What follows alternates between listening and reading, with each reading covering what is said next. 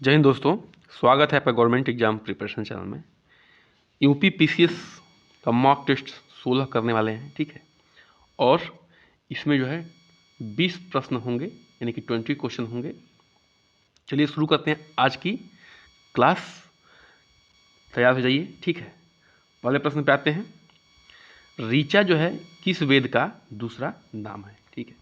आमतौर पर जो है लड़कियों का नाम ऋचा होता है, तो ऋचा जो है किस वेद का दूसरा नाम है बताइए। ऋग्वेद का नाम है, यजुर्वेद का नाम है, सामवेद का नाम है, अथर्ववेद का नाम है। तो ऋचा जो है ऋग्वेद का जो है दूसरा नाम है, ठीक है। इन 4 वेदों में ऋग्वेद का नाम ऋचा है। इसके बारे में कुछ और जान लेते हैं। वेद का अर्थ होता है जानना, ठीक है। वेद का अर्थ क्या होता है? जानना। ऋग्वेद में बड़ी संख्या में देवताओं के लिए क्या है? प्रार्थनाएं लिखी गई हैं। बहुत सारे देवताओं के लिए प्रार्थनाएं लिखी गई हैं। ऋग्वेद में 10 भाग हैं और जिन्हें मंडल कहा जाता है। ऋग्वेद में कितने भाग हैं? 10 भाग, और जिन्हें मंडल कहा जाता है। प्रसिद्ध गायत्री मंत्र भी कहाँ पे है? ऋग्वेद में ही है। जो प्रसिद्ध गायत्री मंत्र है, ओम भूर्भुवः स्वः तत्सवितुर्वरेण्यम वाला, वह जो है गायत्री मंत्र ऋग्वेद में ही है। सामवेद में संगीत का वर्णन है। स रे गा मा प ध नि का वर्णन जो है सामवेद में है। तो संगीत का वर्णन किस में है? सामवेद में है। यजुर्वेद में जो है यज्ञ के लिए अनेक प्रकार की विधियां बताई गई है। यजुर्वेद में यज्ञ की, देखिए, स से संगीत होता है, य से यज्ञ होता है। इस तरह से आप लोग याद कर सकते हैं। एक हल्का सा ट्रिक है, ठीक है।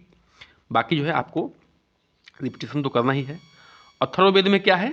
जादू टोना, यानी कि जादू टोना और तंत्र मंत्र है, ठीक है। जादू टोना और तंत्र मंत्र किस में है? अथर्ववेद में इसका वर्णन किया गया है। आगे बढ़ते हैं, प्रश्न संख्या 2 पे आते हैं। वैदिक काल में कबीला नाम से जाना जाता था, ठीक है। जो वैदिक काल में कबीलाओं का युग था, ठीक है, उसमें कबीले के रूप में लोग रहते थे। तो कबीले को वहाँ पे क्या कहा जाता था? जन कहा जाता था, विष कहा जाता था, ग्राम या कुल कहा जाता था। तो दूसरे प्रश्न का उत्तर हो जाएगा ए, यानी कि वैदिक काल में कबीले को जन कहा जाता था। कुछ और जान लेते हैं इसके बारे में, ठीक है। जो वैदिक काल था वो इस तरह से बटी थी इन इकाइयों में, जन में, विष में, ठीक है। ये जन क्या था? सबसे बड़ा कबीला था, कबीला कहते थे जन। और विष, उसके बाद विष में बटा था, उसके बाद ग्राम में बटा था, उसके बाद जो है कुल या गृह में बटा था। तो जो जन का जो मुखिया था वो राजा था, जो विष का मुखिया था, हेड था, वो विषपति था, जो ग्राम का मुखिया था वो ग्रामणी था, और जो कुल का या गृह का था वो कुलुप था या गृहपति था। तो इस तरह से जो है ये इकाई है और ये क्या है? प्रमुख है। इसको आपको याद रखना है, ठीक है। वैदिक काल में गाय के बारे में क्या सही है, ठीक है। जो वैदिक काल में गाय के बारे में कहा गया है उसमें क्या सही है? वेदों में गाय को अघन्या लिखा गया है, तो ये बिल्कुल सही है, ठीक है। वेदों में गाय को क्या लिखा गया है? वैदिक काल में अघन्या लिखा गया है। आर्य उन्हें क्या कहते थे? दस्यु कहते थे, ठीक है। आर्य उन्हें दस्यु कहते थे, तो ये भी सही है। तो इसका उत्तर हो जाएगा सी, यानी कि 1 और 2 जो क्या है दोनों सही है। आगे बढ़ते हैं, प्रश्न संख्या 4 पे आने से पहले कुछ और जान लेते हैं। समय रेखा देख लेते हैं, ठीक है। किसका? ऋग्वेद काल का और उत्तर वैदिक काल का, ठीक है। तो ऋग्वेद काल जो है कहाँ से कहाँ तक है? 1500 ईस्वी पूर्व से लेके 1000 ईस्वी पूर्व तक, ठीक है। और 1000 ईस्वी पूर्व से लेके 600 ईस्वी पूर्व तक क्या है? उत्तर वैदिक काल है। जो वैदिक काल था उसमें जो है मुख्य व्यवसाय क्या था देख लीजिए। ऊन काटना, घोड़े को रथ बनाना, लकड़ी की वस्तुएं बनाना, मिट्टी के बर्तन, हस्तशिल्प, धातु कर्म, धातु को क्या कहते थे उस समय? अयस्क कहते थे। सारे पॉइंट इंपॉर्टेंट है, इसलिए इसको रखा गया है। ऋग वैदिक काल में इन्हें जो है तांबा कांसा का ज्ञान भी हो गया था। लोहे का ज्ञान जो है उत्तर वैदिक काल में हुआ है, बिल्कुल बहुत इंपॉर्टेंट है, ठीक है। लोहे का ज्ञान कब हुआ है? उत्तर वैदिक काल में हुआ है। यहाँ विज्ञान और प्रौद्योगिकी के बारे में जान लीजिए। सूर्य, चंद्रमा और पृथ्वी, नक्षत्रों की गतियों के बारे में ज्ञान था इनको। ज्यामिति की आकृतियों के बारे में ज्ञान था। ऋग वैदिक काल और उत्तर वैदिक काल का भी अभी हम लोग कार्यकाल देखे थे, उसका जो है अंतर देख लीजिए। इसमें क्या है? ऋग वैदिक काल में जीवन में गतिशीलता थी, मतलब कि ये लोग जो है अस्थायी नहीं रहते थे, भ्रमण करते रहते थे एक स्थान से दूसरे स्थान। मतलब कि वहाँ के फल खत्म हो गया, अनाज खत्म हो गया, तो जो है वो लोग दूसरे जगह पे शिफ्ट हो जाते थे। राजा जो है राजा का वंशानुगत नहीं था, मतलब जो जो जो उसके लिए लायक था वही राजा बनता था। पूर्ण व्यवस्था नहीं थी, ठीक है। वर्ण व्यवस्था नहीं थी, और पशुपालन मुख्य व्यवसाय था। इसके उल्टा सीधे क्या है? जीवन स्थायी हो गया था उत्तर वैदिक काल में। राजा का पद जो है वंशानुगत हो गया था। वर्ण व्यवस्था शुरू हो गई थी, मतलब जातियों में लोग बंटने लगे थे, उनका पेशा बंटने लगा था, और कृषि जो है मुख्य व्यवसाय बन गया था। कुछ और मुख्य बिंदु जान लेते हैं। लोहे का जो खोज हुआ है उत्तर वैदिक काल में हुआ है। वैदिक काल में पूरी चित्रात्मक लिपि थी। अब ध्वनि के आधार पर जो है अक्षरों को विकास होने लगा था। अक्षरों को मिलाकर शब्द और शब्द को मिलाकर वाक्य बनने लगे थे। ठीक है, ये अंतर है, ध्यान से देखिएगा। ब्राह्मण ग्रंथ क्या था? इसकी रचना जो है यज्ञ के विधान क्रियाओं को समझने के लिए की गई। प्रत्येक वेद में अपने अपने ब्राह्मण ग्रंथ हैं। ठीक है, ये ध्यान रखिएगा। ब्राह्मण ग्रंथ क्या है? उपनिषद क्या है? इन्हें वेदांत भी कहा गया है। उपनिषद का ही दूसरा नाम क्या है? वेदांत है। इनकी संख्या कितनी है? 108 है। भारत का आदर्श वाक्य सत्यमेव जयते कहाँ से लिया गया है? ये मुंडकोपनिषद से लिया गया है। वेरी वेरी इंपॉर्टेंट है, ध्यान रखिएगा। ठीक है, आगे बढ़ते हैं। प्रश्न संख्या 4 पे आते हैं। निम्न में से कौन सा राज्य जो है कर्क रेखा के उत्तर में स्थित है? बहुत ही आसान प्रश्न है और हल्का सा आपको मैप का ज्ञान है तो इनमें से कौन सा राज्य जो है कर्क रेखा के उत्तर में स्थित है? तो उड़ीसा स्थित है, महाराष्ट्र स्थित है, छत्तीसगढ़ स्थित है या मेघालय स्थित है? तो इस प्रश्न का उत्तर हो जाएगा डी, यानी कि मेघालय जो है कर्क रेखा के क्या है? उत्तर में स्थित है। बाकी लोग क्या हैं? बाकी जितने भी 3 राज्य हैं वो क्या हैं? दक्षिण में इसके स्थित है। ये तीनों क्या है? दक्षिण में स्थित है कर्क रेखा के।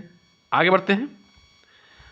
कर्क रेखा जो है इंडिया को लगभग 2 भागों में बांटती है। लगभग की बात हो रही है। ठीक है, मृदा अपरदन का वह प्रकार जिसमें मृदा में छोटी एवं गहरी नलिकाएं बन जाती हैं वह कहलाती है। बताइए, मृदा अपरदन का वह प्रकार जिसमें मृदा में छोटी और गहरी नलिकाएं बन जाती हैं वो क्या कहलाती हैं? परत का कटाव यानी कि शीट इरोजन, स्प्लैश इरोजन यानी कि स्प्लैश कटाव, रिल इरोजन यानी कि रिल कटाव। तो देखिए ये इनमें से कोई भी नहीं है। अपरदन के प्रकार जिसमें छोटी और गहरी नालियां बन जाती है उसको कहते हैं रिल कटाव यानी कि रिल इरोजन।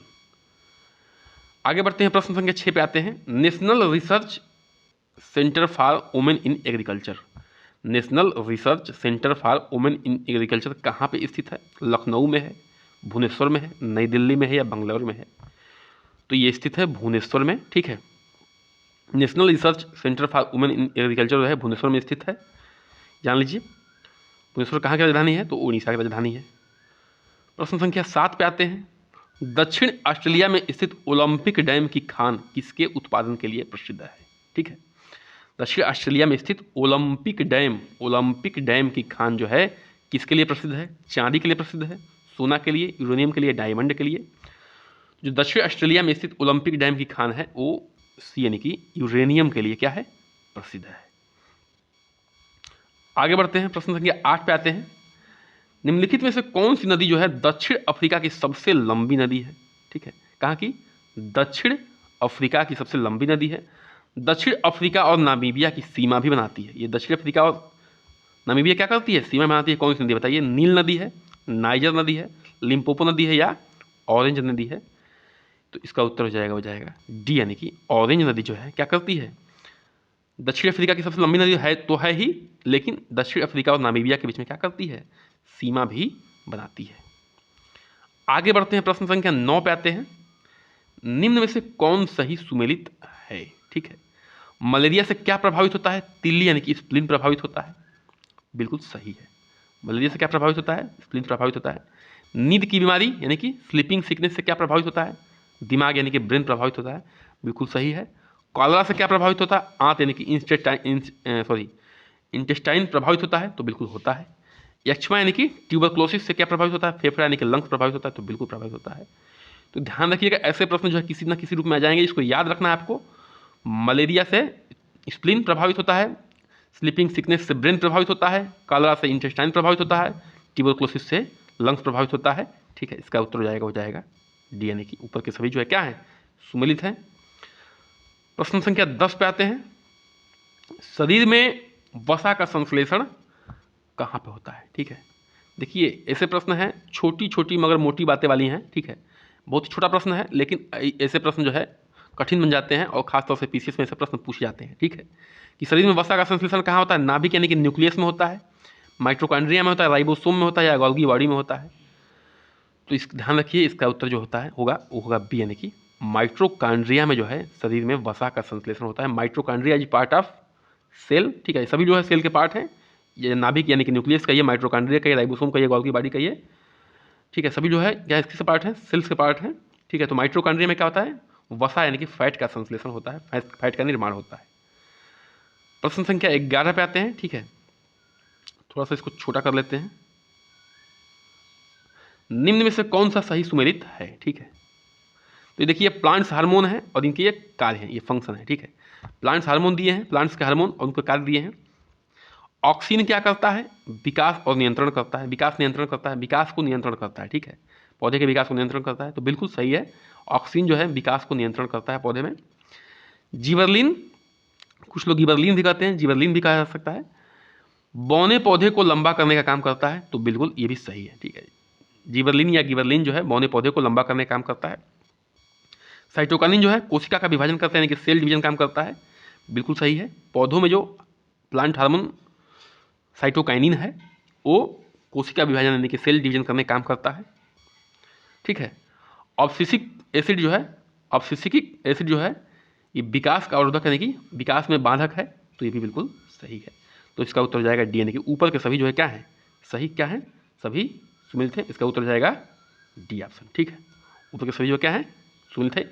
इसको भी आपको जो है नोट्स बना के याद रखने हैं, बार बार ये प्रश्न पूछा गया है, ये ध्यान रखना है आपको। प्रश्न संख्या 12 पे आते हैं। प्रकाश संश्लेषण की प्रक्रिया में के लिए क्या आवश्यक नहीं है, ध्यान रखिएगा, नहीं की बात हो रही है, तो ध्यान रखिएगा। जिस तरह से हम लोग को ऑक्सीजन की ज़रूरत होती है उस तरह से पौधों क्या होती है, कार्बन डाइऑक्साइड की ज़रूरत होती है, तो ये बिल्कुल ये ज़रूरत है इसकी। पानी की भी ज़रूरत है, क्लोरोफिल जो है पत्तियों में होता है जिसके कारण जो है पत्तियाँ हरी होती हैं, भी ज़रूरत है, लेकिन नाइट्रोजन की ज़रूरत नहीं है, तो इसका उत्तर क्या हो जाएगा डी, यानी कि नाइट्रोजन की ज़रूरत नहीं है किसमें, प्रकाश संश्लेषण में।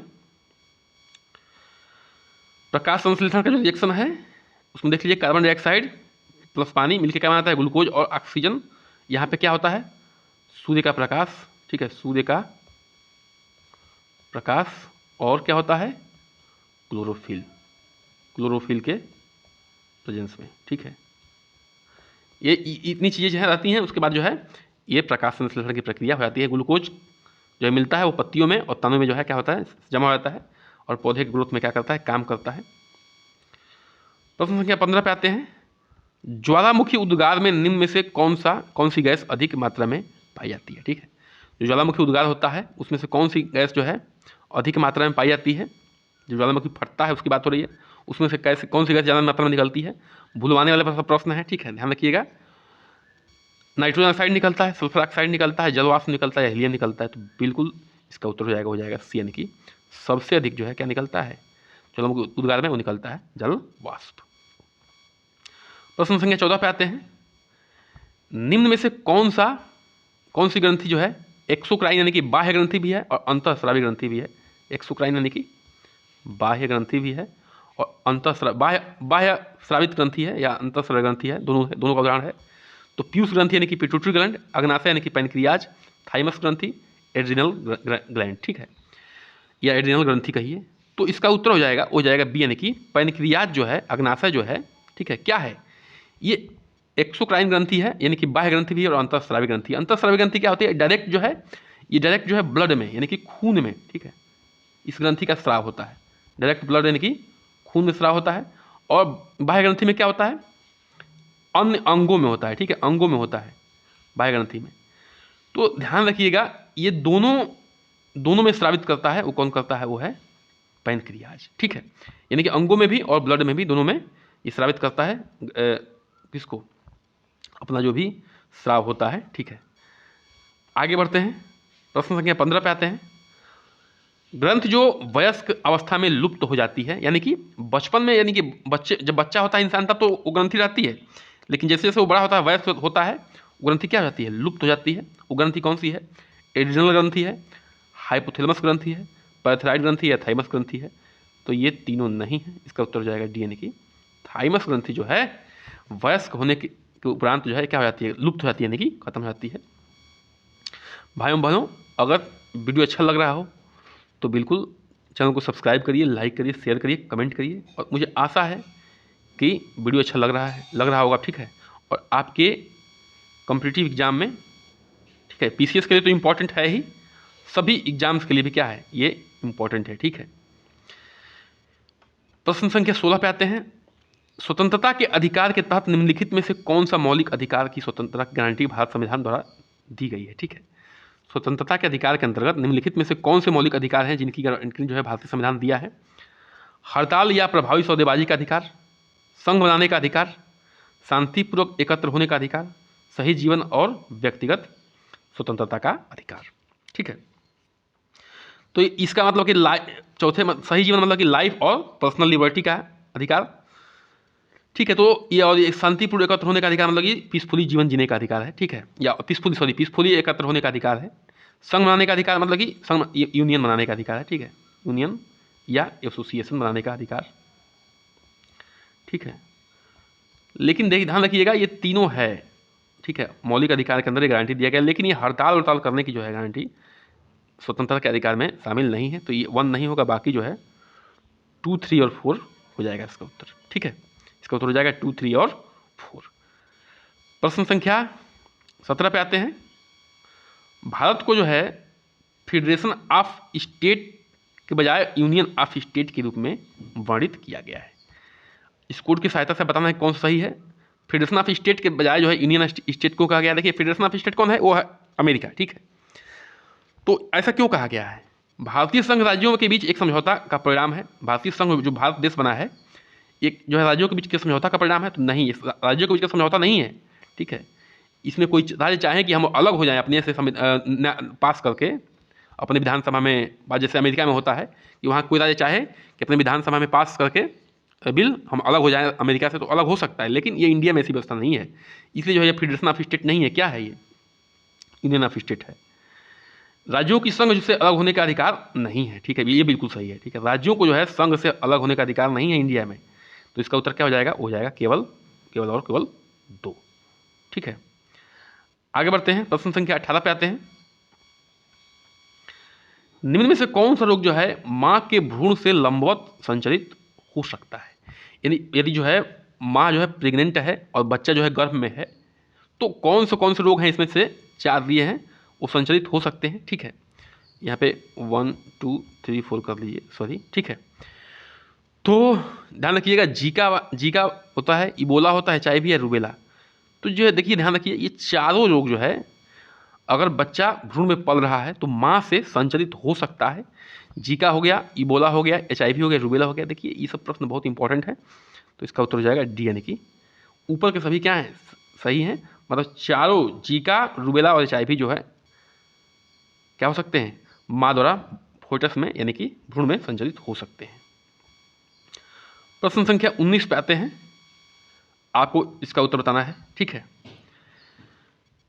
61वां संशोधन है। मतदान की आयु जो है 61वां जो है संशोधन हुआ था, संवैधानिक संशोधन, उसमें क्या हुआ था? मतदान की आयु जो है 21 वर्ष से घटाकर 18 वर्ष कर दी गई थी। बिल्कुल सही है। ठीक है, 21 वर्ष से घटाकर क्या कर दी गई थी? 18 वर्ष कर दी गई थी 61वें संशोधन में।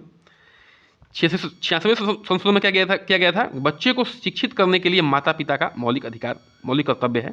ठीक है, इस संशोधन किया गया था। बच्चे को शिक्षित करने के लिए माता पिता क्या है? मौलिक कर्तव्य है। 86वें संशोधन में एक बात की गई थी। 92वें संशोधन में क्या हुआ था? दल बदल के आधार पर निराधारता, यानी कि कोई जो है अपन दल, लॉ ऑफ डिफेक्शन वाला है। ठीक है, एंटी डिफेक्शन लॉ, कोई दल बदल करता है यानी कि जीतने के बाद दल बदलने की कोशिश करता है तो उसकी क्या कर दी जाएगी? उसकी जो है सदस्यता क्या कर दी जाएगी? रद्द कर दी जाएगी। तो ये 52वें संशोधन में है। तो बिल्कुल जो है ये तीनों के तीनों क्या हैं? सही हैं। तो इसका उत्तर हो जाएगा ए यानी कि 1, 2, 3 जो है सही सुमेलित है। बिल्कुल, तो इसका उत्तर हो जाएगा 1, 2, 3। ठीक है, आगे बढ़ते हैं। प्रश्न संख्या 20 पे आते हैं। हैजा और तपेदिक जीवाणुओं की खोज किसने की थी? ठीक है, हैजा और तपेदिक जीवाणु की खोज किसने की थी? ध्यान रखिएगा, हैजा, कॉलरा, तपेदिक, ट्यूबरकुलोसिस। ठीक है, दोनों के जीवाणुओं को खोज यानी कि बैक्टीरिया खोज किस साइंटिस्ट ने की थी? ठीक है, रॉबर्ट कोच ने, लुईस पास्चर ने, एडवर्ड जेनर ने, इनमें से कोई भी नहीं। तो टीबी हो या कॉलरा हो, ठीक है, दोनों की खोज जो है रॉबर्ट कोच साहब ने की थी। चलिए इसी के साथ जो है चैनल को सब्सक्राइब कर दीजिए, लाइक करिए, शेयर करिए, कमेंट करिए, बन रहिए हमारे साथ। नमस्कार, जय हिंद। आज का सेशन होता है यहीं समाप्त।